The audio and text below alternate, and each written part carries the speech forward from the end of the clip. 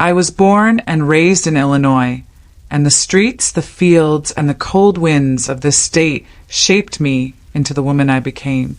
Life was never easy, but family was always the heartbeat of everything I did. When I first held my son in my arms, I felt like my world had finally found its meaning. I remember the tiny hospital room, the smell of disinfectant mixed with baby powder, the nurse handing me that fragile little boy wrapped in a soft blanket, and the way his tiny fingers curled around mine as if he already knew I would spend my life protecting him. I promised myself then and there that I would raise him with all the love I had, no matter how hard things got. He was my joy, my companion, my little reason to smile even when the weight of the world felt too heavy to bear. In those early years, everything revolved around him. I would wake up early before work, just to watch him sleep for a few moments, his little chest rising and falling so peacefully as if the world could never hurt him. Then I would go into the kitchen, put on a pot of coffee, and start my day knowing that every decision I made, every sacrifice I faced was for him. Money was always tight, and the bills never stopped coming. But when I saw the light in his eyes as he laughed, or the way he ran to me when I picked him up after school, I knew it was worth it. We didn't have much, but we had each other, and in those years that felt like enough. I worked long hours at the diner down the street. Sometimes I picked up double shifts, staying on my feet until my legs ached and my back felt broken. I would come home late at night with my hands smelling of grease and soap, my uniform stained from hours of serving strangers. But the thought of my boy kept me moving. On nights when I worked too late to tuck him in, I would tiptoe into his room, lean over his little bed, and press a kiss to his forehead, whispering that I loved him. Even if he didn't hear it, I wanted him to feel it, to know it deep in his bones. We had little rituals, just him and me. Saturday mornings were pancake mornings. I would let him stir the batter, even though most of it ended up splattered on the counter, and he would laugh so hard when the first pancake came out lopsided or burned. To him, it didn't matter what it looked like. What mattered was that it was ours. On rainy afternoons, we would sit by the window with a blanket and read books together, his little voice stumbling over big words as I guided him gently. On Sundays, we would go to the park, and I'd watch him run across the grass, free and happy, his laughter ringing through the air like music. But even in those moments of joy, there was always a shadow over my heart. I knew I wasn't giving him everything I wanted to. He deserved more than hand-me-down clothes and second-hand toys. He deserved birthday parties with balloons and cakes bigger than I could afford. He deserved school trips I sometimes couldn't pay for, and shoes that didn't wear out too quickly. Every time I couldn't provide those things, I carried the guilt like a stone in my chest. Still, I kept reminding myself that what mattered most was love, and I had more of that to give than anyone else in the world. There were nights when I would sit at the kitchen table after a long day, the bills spread out before me, the numbers never adding up, tears stinging my eyes. I would stare at the ceiling, whispering prayers to God, asking for strength, asking for just enough to keep going. And every time I looked down the hallway and saw the soft glow of his nightlight under the door, I felt renewed. For him, I would keep going. For him, I would swallow my exhaustion and work again tomorrow. For him, I would sacrifice every piece of myself without regret. He was a sweet boy, full of laughter and curiosity. He loved to ask questions about everything, the stars, the animals, the cars that passed by our little house. He would climb onto my lap and ask me to tell him stories about when I was a girl in Illinois, and even though my childhood wasn't easy, I softened the stories for him, turning them into tales of hope and resilience. His eyes would widen, and he would listen as though every word was treasure. In those moments, I felt like maybe, just maybe, I was doing something right. But even then, deep inside, I carried a fear I could never quite silence. What if one day he looked back and only saw the things I couldn't give him? What if he only remembered the times I wasn't there because I was working? What if my love wasn't enough to fill the empty spaces of our life? I brushed those thoughts away as best as I could, convincing myself that children could feel the truth of their mother's heart, even if they didn't fully understand it yet. Back then, he would still run into my arms after school, hugging me tight and telling me about his day.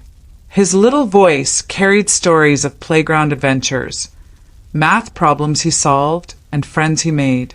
He would hold my hand when we crossed the street, trusting me completely, believing I could keep him safe from the world. He looked at me with eyes that said I was everything to him, and in those eyes I saw my purpose. Those years, though hard, were golden to me. They were the years when he was still mine, when he still needed me, when my love was enough to make his world whole. I didn't know then how quickly it would change, how the laughter would fade, how the bond would weaken. I didn't know that the same child who once clung to me would one day look me in the eyes and call me a stranger. If I had known, maybe I would have held him tighter, lingered longer in those moments, and cherished each smile a little more. But life doesn't give us warnings. It only gives us memories, and I hold on to those memories now like fragile glass, praying they never slip through my fingers. As my boy grew older, the demands of life only grew heavier, and so did the weight on my shoulders. I knew that children don't stay little forever, and soon his needs became bigger than pancakes on Saturday mornings or bedtime stories whispered under a quilt. He needed more clothes, more school supplies, money for trips and projects, and a roof that didn't leak when the Illinois storms came pouring down. And though I wished I could give him everything without worry, the truth was I could barely keep up with the basics. I was only one woman with two hands and an endless stack of bills staring back at me each month. I worked at the diner for years, the one on the corner where the neon lights flickered and the coffee never seemed to run out. I started taking more shifts than my body could handle, coming home with swollen feet and an aching back that made me groan every time I bent down to untie my shoes. The smell of fried food clung to me no matter how many showers I took, and sometimes I felt like I was living more at work than at home. But every time I thought about cutting back, I would look at my son's face and remember why I couldn't. He deserved stability. He deserved to walk into his home knowing the lights would stay on and the fridge wouldn't be empty. Yet working those long hours came with its own price. There were birthdays where I couldn't be there to blow out the candles with him. There were school plays where the seat I wanted to fill stayed empty because I was serving tables and refilling coffee cups for strangers instead of clapping for my boy. I told myself over and over that he would understand one day, that he would know I wasn't missing those moments because I didn't care, but because I was fighting for his future. Still, every time I came home and saw the look of disappointment in his eyes when I told him I couldn't make it to something important, a part of me broke. I remember one birthday in particular, maybe his 10th or 11th. I had baked him a cake the night before, simple and small, but made with love. I left it on the counter with a note telling him how proud I was of him. I told myself I would be home by evening to sing to him. But the diner got busy, and the manager begged me to stay, promising me extra pay if I did. I said yes, thinking about the bills due that week, thinking about the winter coats he needed. By the time I got home, the candles had been blown out without me. He was already in bed, pretending to be asleep. I crept into his room, whispered "Happy birthday, baby" into the dark, and felt tears sting my eyes when I realized he didn't move, didn't answer. Maybe he was too hurt to talk. Maybe he was just too tired. Either way, I felt like I had failed him that night. As he grew into his teenage years, the gap between us started to widen. At first, I told myself it was normal, that teenagers are moody, that they pull away from their parents, that it wasn't about me. But sometimes I caught something deeper in his eyes, a kind of resentment that scared me. He would say things like, "You're never around," or "You don't even know what's going on in my life," and I wanted so badly to explain. I wanted to sit him down and pour out the truth, that I was killing myself working just to keep our lives together, that every drop of sweat was for him. But I didn't know how to say it in a way that a teenager would understand. The little rituals we once had disappeared one by one. He no longer wanted pancakes with me on Saturday mornings. He didn't curl up beside me to read books. He stopped running into my arms after school. Instead, he stayed in his room with the door closed, music blaring, his laughter shared with friends on the phone instead of me. I would knock sometimes just to check in, but he would barely open the door, answering with one word before going back to whatever he was doing. Each time, I felt like I was losing him piece by piece, and there was nothing I could do to stop it. Still, I tried. I left little notes in his backpack telling him I loved him. I made his favorite meals when I could, even if I had to stay up late to cook after a long shift. I saved up for small gifts, things I thought would make him smile. And sometimes I caught glimpses of my little boy again. Sometimes he would sit across from me at the dinner table and actually talk, telling me about a class or a friend. In those rare moments, my heart swelled with hope. But just as quickly as they came, they would fade, and he would retreat back into himself, leaving me with silence. There were nights when I lay in bed staring at the ceiling, wondering if I was doing everything wrong. Was I too strict? Too lenient? Too absent? Was my love not enough? I thought about my own childhood, how my parents had struggled in their own ways, and how I had sworn to myself that my child would never feel unloved the way I sometimes did. And yet, despite my efforts, I feared he was starting to believe just that my absence at the moments that mattered most meant I didn't care. I reminded myself of the truth. I was there in every way I could be.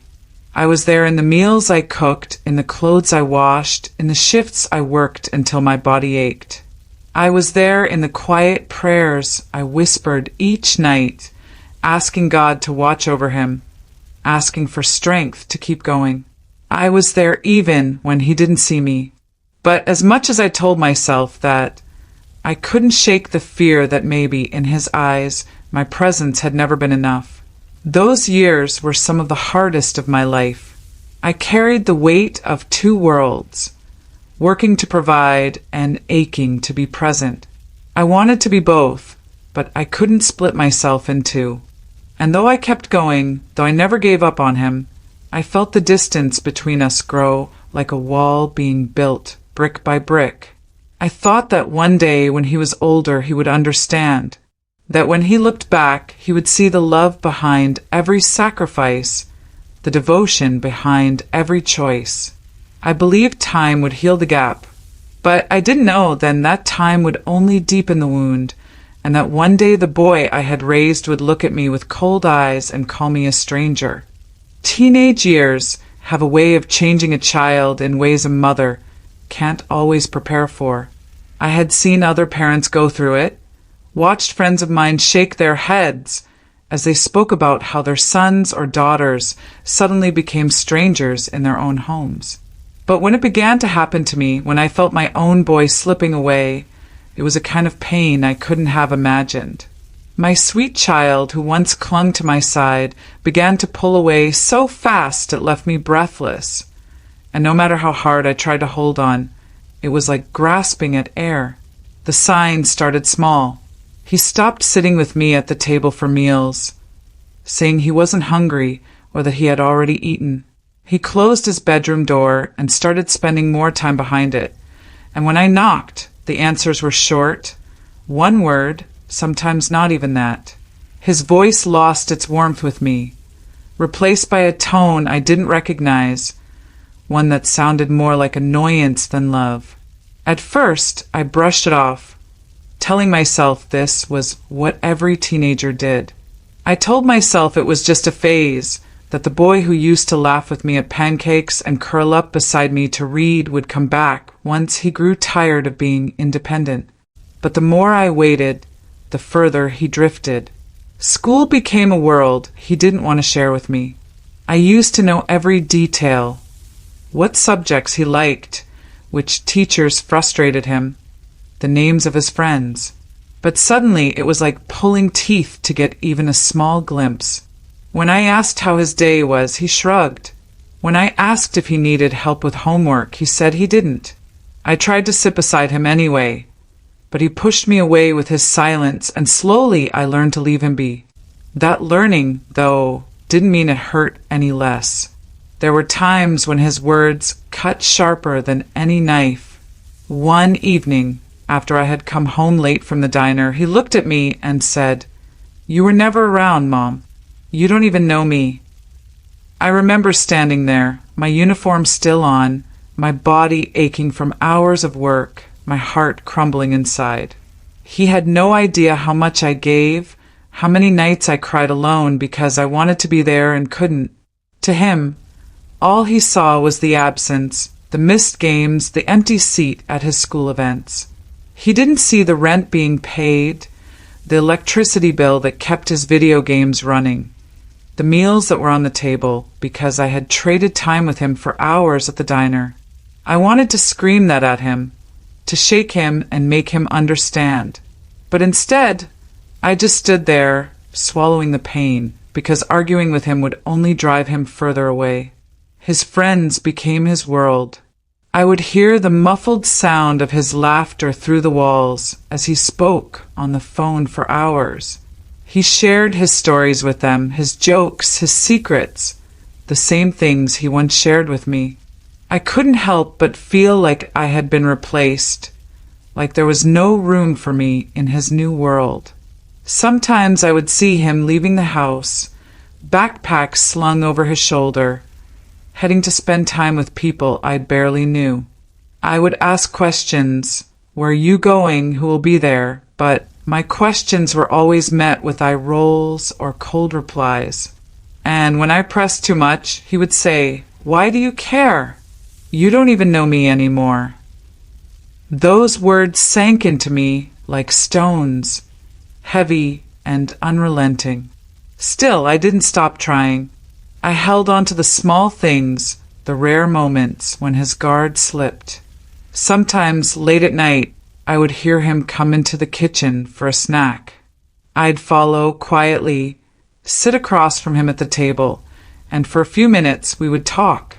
He'd tell me about a teacher who frustrated him or a classmate who annoyed him. Those conversations never lasted long, but they meant the world to me. They reminded me that somewhere under the teenage rebellion, my little boy was still there.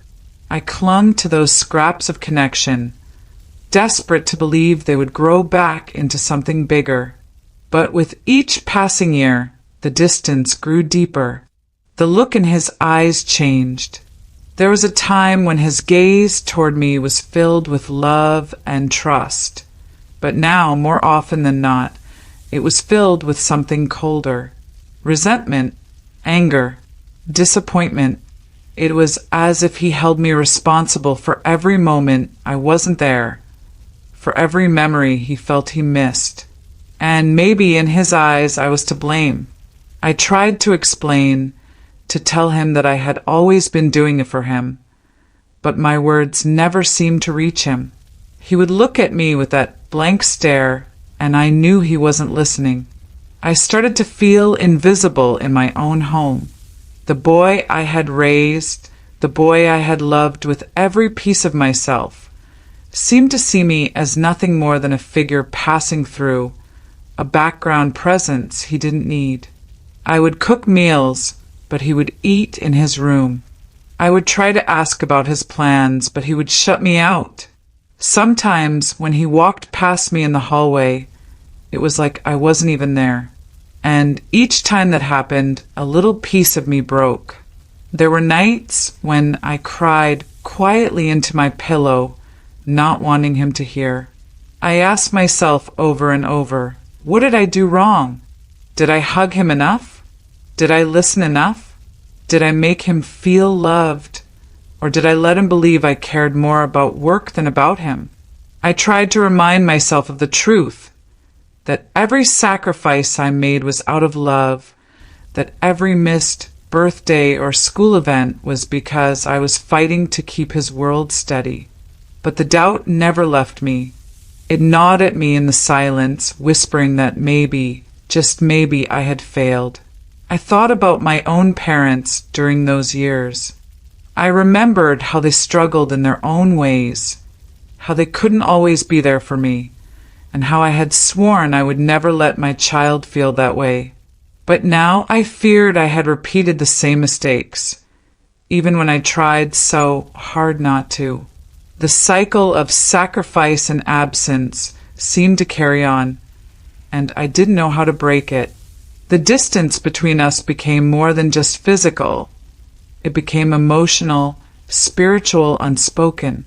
It was like there was a wall between us, built brick by brick, and no matter how many times I tried to reach over it, he kept stacking more bricks on top. I told myself that one day when he was older, he would look back and understand, that he would realize love had been there all along, even if he couldn't see it at the time. I believed that with all my heart, clinging to that hope like a lifeline. But even as I held onto that hope, a part of me feared the truth, that maybe he would never understand, that maybe the boy I had raised with so much love would never see me the way I wanted him to, and that one day he might walk so far away that he would forget where he came from. I didn't know then how true that fear would become, or how devastating it would be to hear it confirmed in the cruelest way possible. When my boy turned 18, the house felt different. It wasn't just his age. It was the heaviness in the air, the way he looked at me like he was already gone, as if his heart had packed its bags before his hands ever touched a suitcase. I had always known the day would come when he would spread his wings and leave home. That is the natural rhythm of life. Children grow up and move on. But I thought when that day came, there would be hugs, maybe a tearful smile, maybe even a promise to call me every week. Instead, the day he left came like a storm, and I barely had time to catch my breath before he was gone. It wasn't a carefully planned departure. It was abrupt, almost careless. One morning, I noticed him throwing clothes into a duffel bag. His face was blank, his movements hurried, and when I asked him what he was doing, he just said he was moving out. No conversation, no preparation, just those words, cold and final. My heart dropped into my stomach. I wanted to ask why. I wanted to beg him to slow down, to sit with me and talk about what he was feeling. But I knew if I pushed, I would only drive him further away. So I stood in the doorway, trying to stay calm, while inside my chest, it felt like my heart was being torn apart. He didn't pack carefully, didn't fold clothes the way I had taught him when he was small. He shoved them into the bag as if nothing in this house mattered anymore, as if he couldn't wait to leave behind everything we had built together. I offered to help, but he shook his head sharply, as though my touch might contaminate his plans. That rejection, though silent, cut deeper than words. I stood there with my hands trembling, wanting to hug him, wanting to stop him, but knowing I couldn't. When the time came, he slung the bag over his shoulder, walked to the door, and didn't even look back. I followed him to the doorway, my voice soft, barely more than a whisper, as I told him I loved him and wished him well. He didn't answer. His footsteps down the walkway were steady and determined, and then he was gone. Just like that, the boy I had poured my life into walked away without even a goodbye. That night, I sat at the kitchen table for hours, staring at the chair where he used to sit. The house was unbearably quiet, and every corner of it echoed with his absence. His laughter that once filled the rooms had been replaced by silence, so loud it rang in my ears. I kept expecting him to walk back in, to say he had forgotten something, to smile sheepishly and sit down to eat with me one more time. But he didn't. The door never opened. The phone never rang. Days turned into weeks, and weeks turned into months. At first, I waited by the phone, jumping every time it rang, hoping it was him. I told myself he just needed space, that once he settled wherever he was going, he would call me, if only to tell me he was safe. But the calls never came. When I couldn't take the silence any longer, I reached out, calling the number I had for him. Sometimes it rang with no answer. Sometimes it went straight to voicemail. When he did answer, his voice was cold, short, as though he was talking to someone he didn't have time for. The conversations lasted only minutes, and when they ended, I sat in silence, holding the receiver, staring at the wall with tears streaming down my face. I began to question myself in ways I never had before. Had I failed him so badly that he no longer wanted me in his life? Was my love not enough to hold him? Not even enough to keep him connected to me by the thinnest thread? I thought about every birthday I had missed, every play I hadn't attended, every moment where my absence had left him alone. Did he count those moments as proof I didn't love him? Did he measure my worth as a mother by the times I wasn't there, rather than the countless sacrifices I made to ensure his needs were met? I prayed harder during those months than I ever had in my life. Each night, I knelt by my bed, whispering to God to watch over him, to keep him safe, to soften his heart. I begged for a sign, any sign, that my son still thought of me, that I still mattered to him. Sometimes I dreamed of him, dreamed that he came back, that he hugged me and called me Mom again. And those dreams hurt more than anything, because when I woke up, the reality was so different. The loneliness was the hardest part. For 18 years, my life had revolved around him. My routines, my sacrifices, my joy, all tied to being his mother. And now the house felt empty, as though its very walls mourned with me. I would clean his room just to feel close to him, folding the shirts he had left behind, straightening the bed, running my fingers over the notebooks on his desk. It was the only way I could convince myself he was still part of my world, even if he had chosen to leave it behind. Friends and neighbors told me to be patient, that all young people go through this phase. He'll come around, they said. He just needs time. I wanted to believe them. I held on to their words like lifelines, repeating them to myself whenever the silence grew unbearable. But in my heart, I felt a deeper fear that my son wasn't just pulling away for a little while, but that he was closing the door on me for good. Even so, I refused to stop loving him. Each holiday, I cooked his favorite meals, setting a plate for him just in case he walked through the door. Each birthday, I baked a cake and whispered a wish into the candles, praying that wherever he was, he felt my love reaching out to him. And each night, before I went to sleep, I whispered into the quiet house, "Good night, baby. I love you." Even if he couldn't hear me, I wanted those words to exist in the air, like a thread between us that could never be cut. But nothing prepared me for the day I would see him again, not in the way I had dreamed, not with open arms or a smile, but in a way that would break me so deeply I still feel the ache to this day. I thought the worst pain was his silence, but I was wrong. The worst pain was yet to come. It happened on an ordinary day, a day that began like any other. The sky was gray with the kind of heavy clouds Illinois often carries, and the air had that damp chill that seeps into your bones. I remember waking up with the same ache in my chest I always carried, the kind that came from missing him. But I told myself, as I always did, to get up, to face the day, to keep moving. I needed groceries, so I pulled on my coat, grabbed my worn shopping bag, and headed to the little store down the road. The grocery store was a place of routine for me, walking down aisles I had walked for years, picking up the same few items I could afford, moving slowly because I no longer had anyone waiting for me at home. I was turning the corner into the canned goods aisle when my heart stopped. There he was, my son, my boy, taller than I remembered, broader in the shoulders, his face sharper, older, but still his. My baby. My whole body trembled, my breath caught in my throat, and for a moment I just stood there, staring.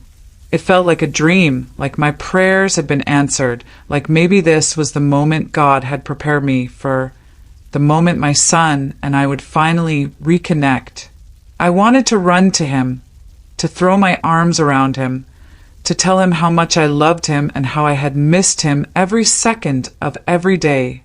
Instead, I took a careful step forward, my voice catching as I whispered his name. He turned, his eyes meeting mine, and for a fleeting second, I thought I saw recognition.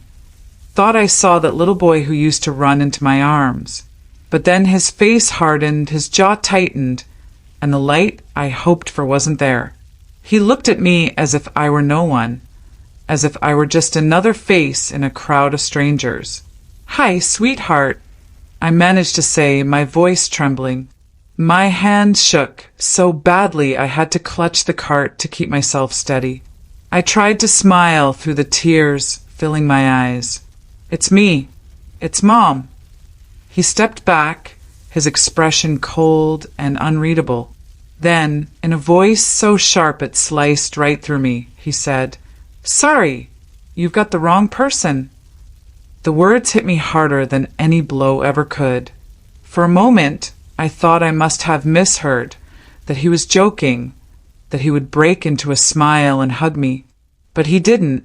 He turned away, his shoulders stiff, and started walking down the aisle, leaving me frozen in place. I wanted to call after him, to shout, to run and grab him, to beg him not to do this. But my body wouldn't move. My throat tightened, my voice failed me, and all I could do was watch as he walked further and further away, disappearing behind shelves of cereal boxes and other shoppers who had no idea that my whole world was shattering right there between the soup cans and the bags of rice.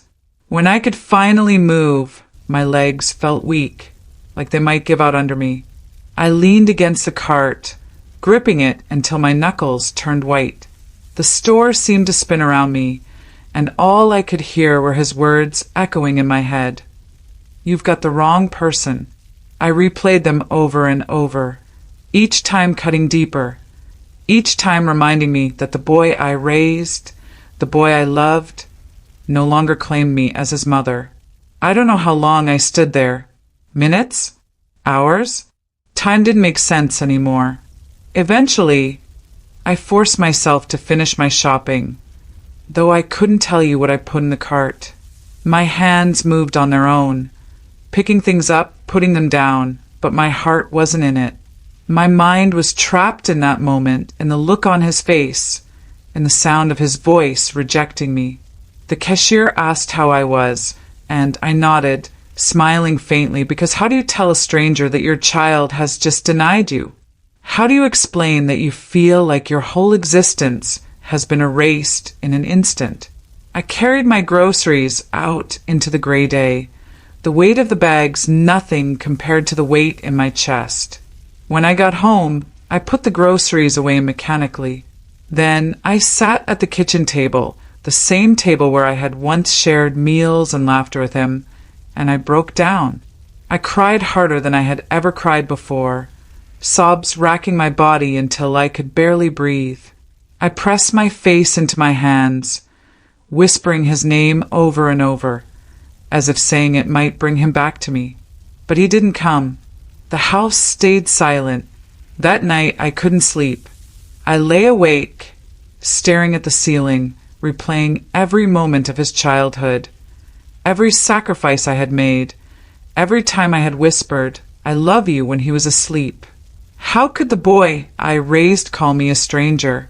How could all those years, all that love, mean nothing to him? My mind searched for answers, turning over every memory, every mistake, every absence. Was it the birthdays I missed?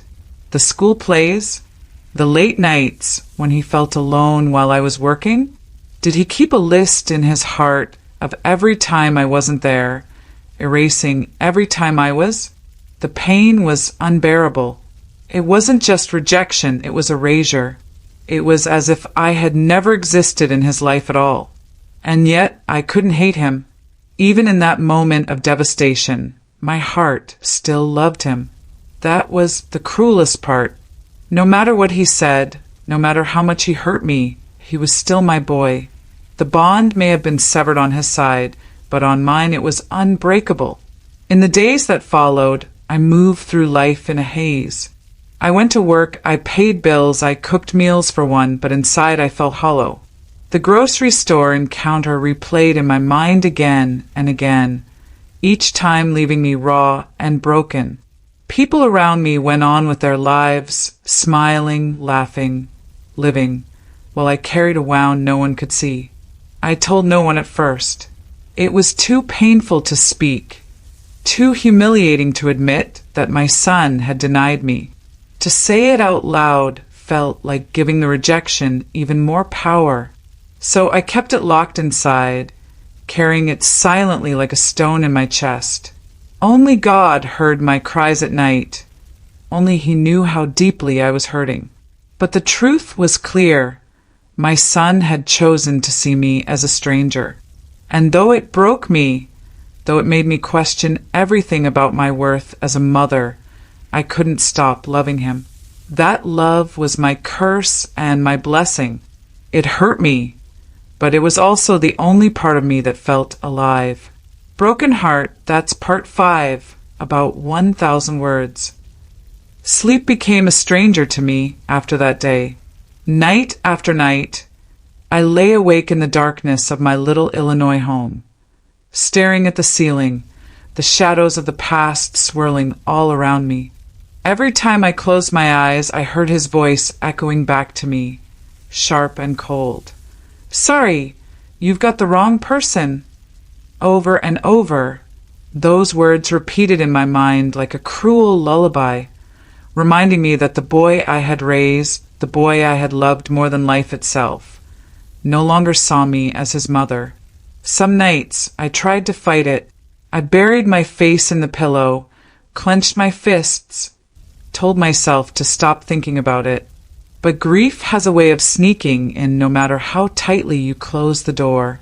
The memories of him as a child, his laughter, his hugs, the way his tiny hand once clutched mine, those memories played like an old film reel against the walls of my mind.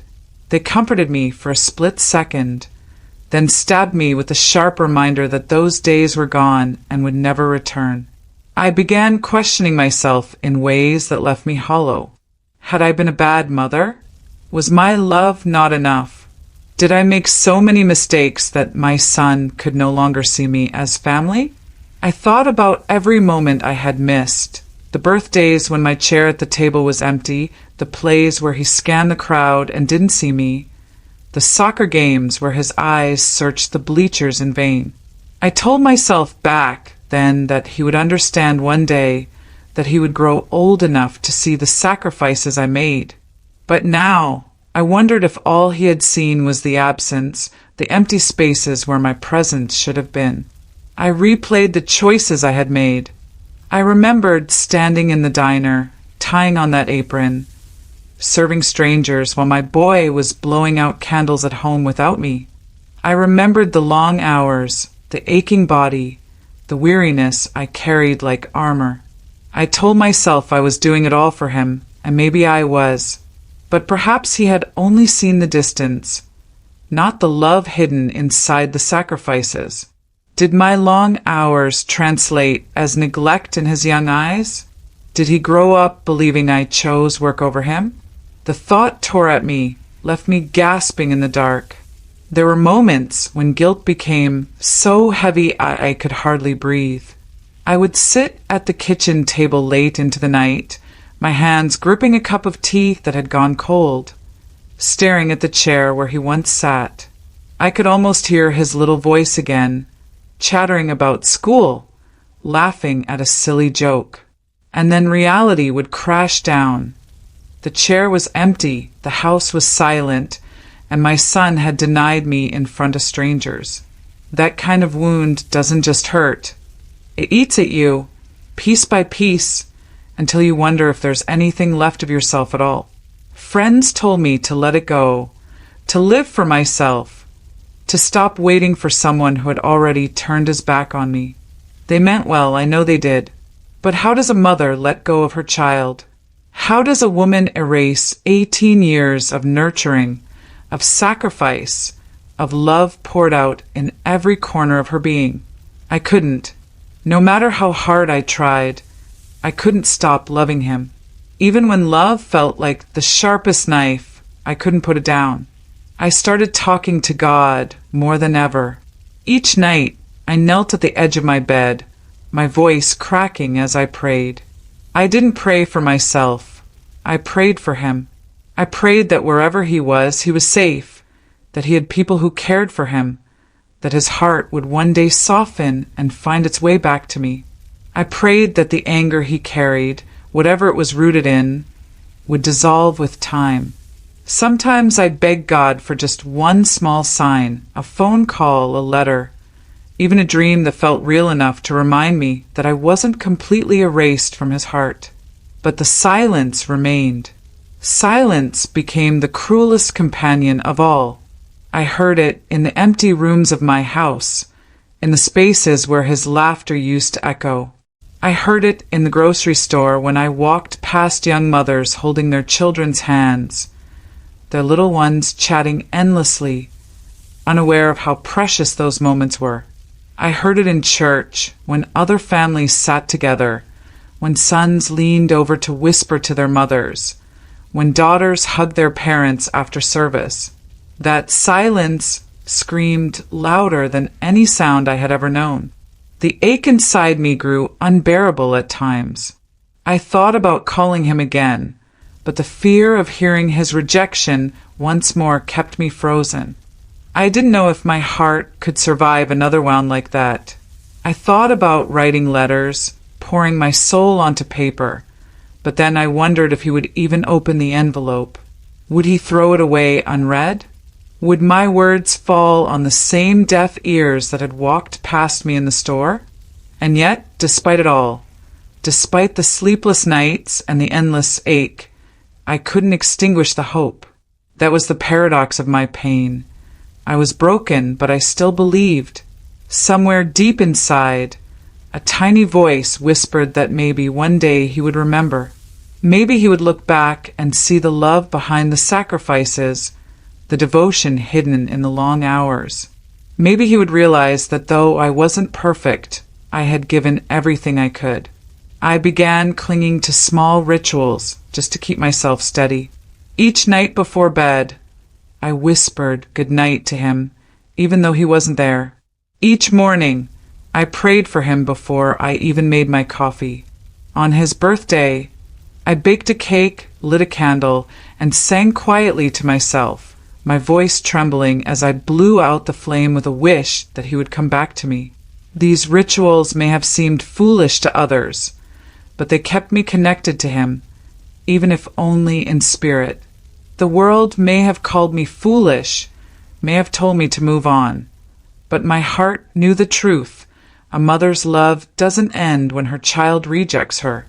It doesn't end when he calls her a stranger. It doesn't end when silence stretches across the years. My love for him was a current running through my veins, unstoppable, unbreakable, even if it flowed in only one direction. And so I lived in that space between hope and heartbreak, between love and loss. Each day I carried the ache. Each night I wrestled with the silence. I was wounded, yes, but I was still his mother. Nothing, not his rejection, Not his silence, not even those cruel words in the grocery store, could take that away from me. Life has a way of moving forward whether we are ready or not. The seasons in Illinois changed around me, one after another, as I carried the heaviness of his absence in my heart. I watched the leaves turn golden in the fall, only to wither and scatter in the wind.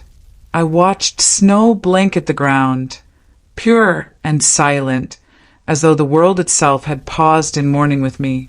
And then spring returned, bringing blooms and sunlight, reminding me that even after the coldest winter, life still found a way to grow again. Those changing seasons became lessons, quiet whispers from nature telling me that though loss can cut us deeply, healing and renewal are always possible if we let them. I still thought of him every single day. That never changed. Some mornings, I would sit by the window with my coffee, looking out at the street where he once rode his bike as a child. I could almost hear the wheels rattling on the pavement, almost see his small figure pedaling furiously with joy. Those memories had once pierced me with unbearable pain, but slowly I began to see them as gifts.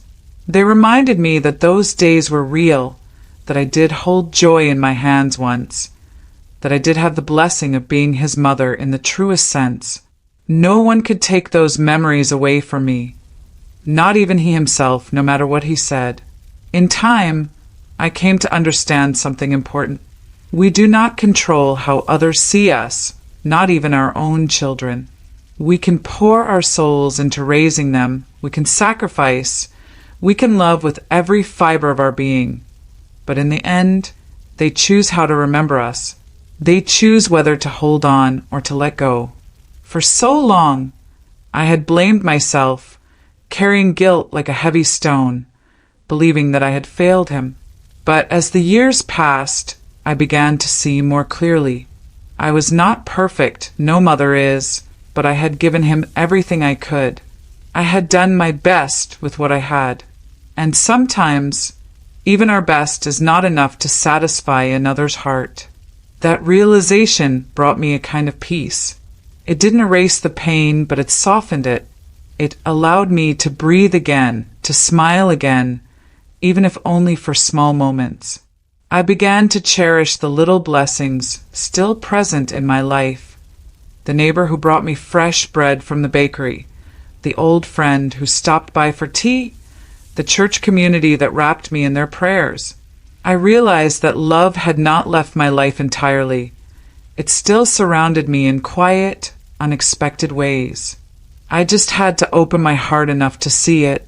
With time, I learned to forgive, not him, not yet, but myself. I forgave the young woman I had once been, the mother who worked long hours, the woman who sometimes missed the school plays and the soccer games. I forgave her because I finally understood she had been doing her best. She had carried the weight of the world on her shoulders, and she had carried it with love. And perhaps forgiveness of myself was the first step toward forgiving him too, though that wound was still raw. I often wondered if he ever thought of me. Did he remember the bedtime stories? The way I held him when he was sick? The nights I stayed awake, rocking him to sleep? Or had he buried all of that beneath resentment and anger? Sometimes I imagined him as a grown man, walking down a busy street in some distant city, living his life as though I never existed. That thought hurt, but I held on to hope nonetheless. Hope that one day, when life tested him, he might remember the woman who had stood by him through it all, even if imperfectly. Hope became my quiet companion. It was fragile, yes, but it was enough to keep me moving forward. I told myself that as long as I was alive, there was still a chance, however small, that he would come back. And even if he never did, my love for him would remain untouched. Because a mother's love is not a bargain to be made or a contract to be broken. It is eternal, unshakable, and unconditional. In many ways, I came to accept that this was my cross to bear. Every life has sorrow, and this was mine. But sorrow does not erase love. Sorrow does not erase worth. And sorrow does not erase the truth of who I am. I am his mother. I raised him. I loved him. That reality cannot be rewritten, no matter what words he chose to speak in that grocery store. Sometimes, late at night, I still whisper his name into the silence. I still say goodnight as though he were just down the hall like he once was. And though the house remains quiet, I find comfort in the ritual. Because love does not need an audience to exist. Love does not need recognition to be real. Love simply is.